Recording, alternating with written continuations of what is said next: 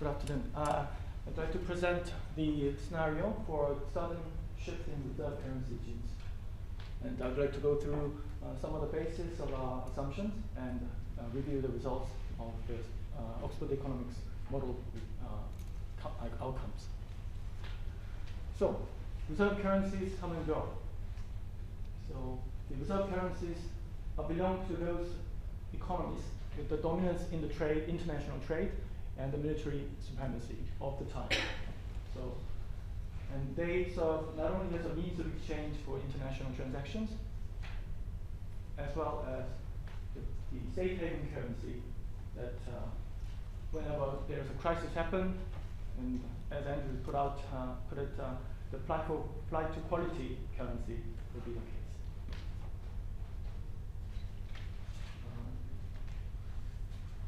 In the 1960s, the US dollar became a dominant currency of the world, replacing the British pound. And we question the sustainability of US dollar as a reserve currency of the world because the fundamentals of US economy is actually being challenged by China. In November this year, IMF announced that they will include renminbi to its SDR reserve. It's a special drawing rights that the reserve currency for IMF member states. It is a significant event because this is the first emerging market currencies to be included to the IMF basket. And it is a rather symbolic recognition of China's importance to the whole world economy. Some would say it's a pat on the back to keep on doing the good work. And judging from the senior officials from China's central bank, they understand the challenges ahead. China's contribution to the world has actually been very important for some time. As you can see from the graph, the percentage share of the world economy, world export, has been growing and then even larger than that of US. And during the same period of time, China's percentage of world GDP has more than doubled from 2010 to 2014. And its currency, renminbi, was getting more popular in terms of international payments statistics by SWIFT.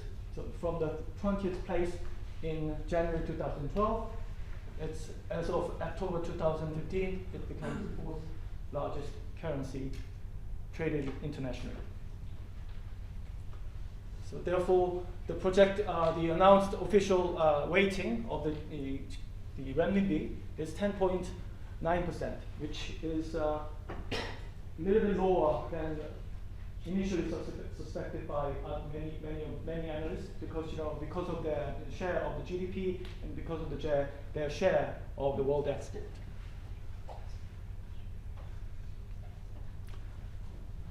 This is China's strategy roadmap for their currency internationalization. So they want to make their currency firstly as a means of trade, and then make more valuable along the line to investment currency and ultimately reserve currency.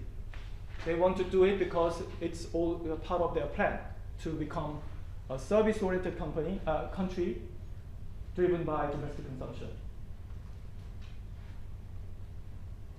In order to do that, China have implemented a series of measures to get this plan forward. So in terms of the trade, they want to promote trade settlement in RMB. So now multinational corporations can make transactions in RMB using their own current account. And they also try to make their currency more floating, freely floating against other currencies. So from 0.3% trading band for the daily trading band since 1994. Now they are planning to do a wider trading band up to 5%. They also make their currency more attractive for investment and finance. So they allow direct investment in RMB. So corporations domestically and internationally are freely to trade in making an investment overseas in RMB currencies. They also increase the access to the market by allowing more companies to participate in interbank markets and bond markets. Now, China has established a global network for RMB clearing and transactions. The countries like South Korea, Japan, Australia, and New Zealand have direct RMB quotations of their own currency against renminbi. And they also have 28 countries with bilateral currency swap agreement, and they have nearly 20 RMB clearing centers around the world, and the number is growing. And these are all part of their plan, and their plan is renewed every 5 years.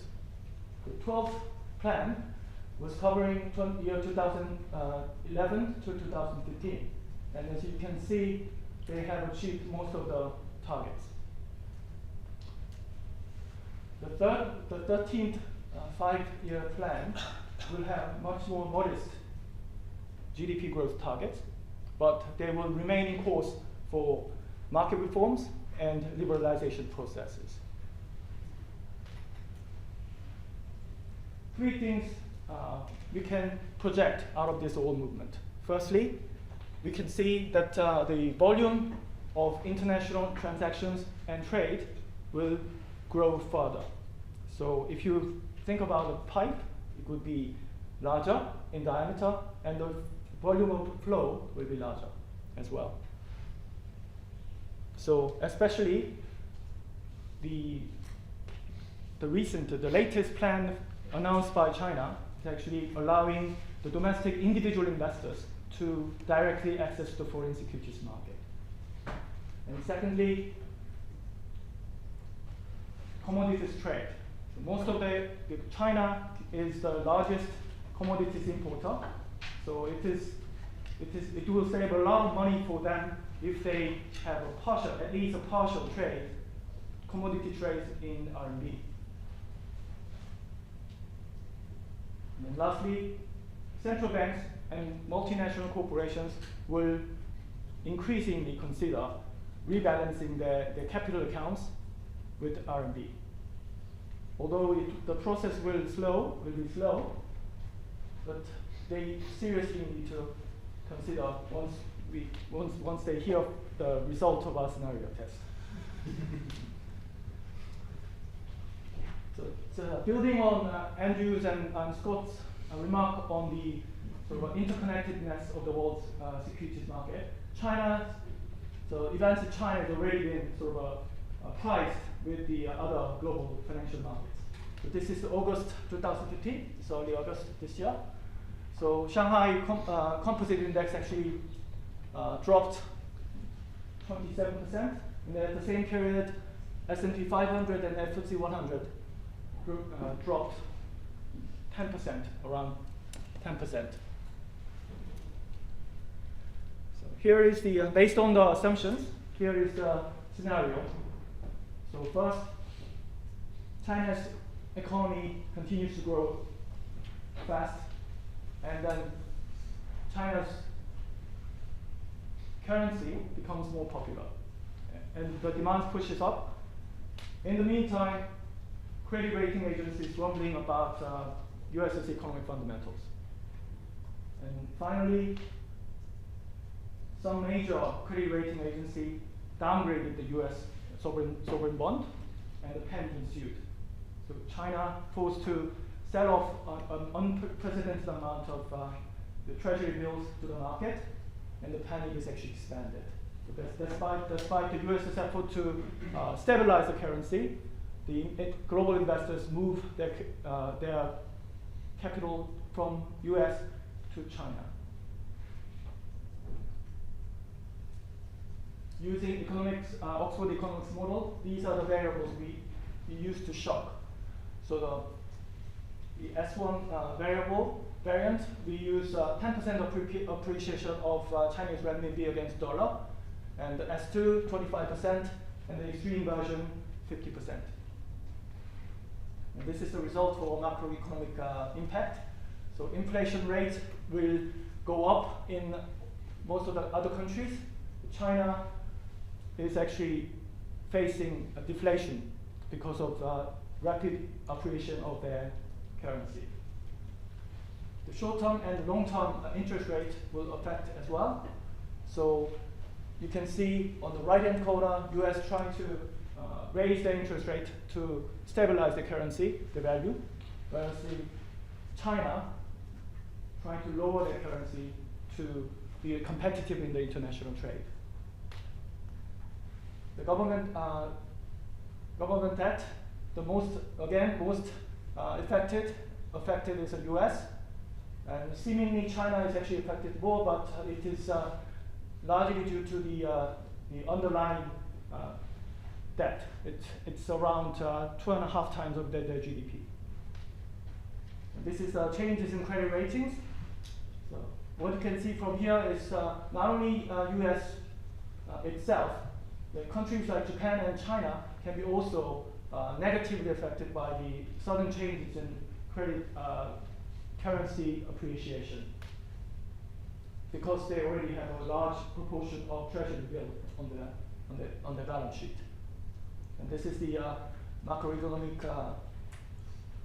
GDP growth rate. So again, US will be the highly affected ones. Japan is already in the recession. And then China also experienced a short period of recession on a very, very extreme scenario. And this is the projected global GDP. And as you can see, unlike the Olaf scenario, this one is a rather short, and that the global economy will bounce back strongly after the current currency shift. And finally, this is the portfolio performance under different scenarios. As you can see, compared to other scenarios, the different risk profile doesn't really sort of bring difference in terms of portfolio management. This indicates that the extent to which these portfolios rely on USD. So the takeaway here is, I think, we consider too much too much exposure on USD. Thank you.